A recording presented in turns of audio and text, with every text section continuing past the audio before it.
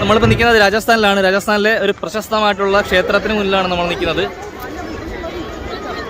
ഈ ക്ഷേത്രത്തിൻ്റെ പ്രത്യേകത എന്ന് വെച്ച് കഴിഞ്ഞാൽ അത് ദേവീ ക്ഷേത്രമാണ്. ഭദ്രകാളിയുടെ ക്ഷേത്രമാണിത്. ഈ ക്ഷേത്രം എലികളുടെ ക്ഷേത്രം എന്ന് അറിയപ്പെടുന്നുണ്ട്. കാരണം ഒരുപാട് എലികൾ, 25,000 എലികൾ ഈ ക്ഷേത്രത്തിലുണ്ട്. അപ്പം അങ്ങനെ വളരെ വ്യത്യസ്തമായിട്ടുള്ളൊരു ക്ഷേത്രമാണ്. നമ്മുടെ കേരളത്തിലെയൊക്കെ ഒരു പള്ളി പോലെ തോന്നിക്കുന്ന രീതിയിലാണ് നിർമ്മിച്ചിരിക്കുന്നത്. നമ്മുടെ മലയാളികൾ തെറ്റിദ്ധരിക്കുന്നത് എന്താ പള്ളി പോലെ ഇരിക്കുന്നതെന്ന്. പക്ഷേ നമ്മൾ ചിന്തിക്കണം, രാജസ്ഥാനിലെ ക്ഷേത്ര നിർമ്മാണ ശൈലി ഇതാണ്. രാജസ്ഥാനിലെ ക്ഷേത്രങ്ങളും കൊട്ടാരങ്ങളുടെ എല്ലാം മേളിൽ ഇതുപോലുള്ള വലിയ മകുടങ്ങൾ നമ്മുടെ ക്ഷേത്രങ്ങളിലുമുണ്ട്. നമ്മുടെ കേരളത്തിലെ ക്ഷേത്രങ്ങളിൽ ചെറിയ മകുടമാണ്.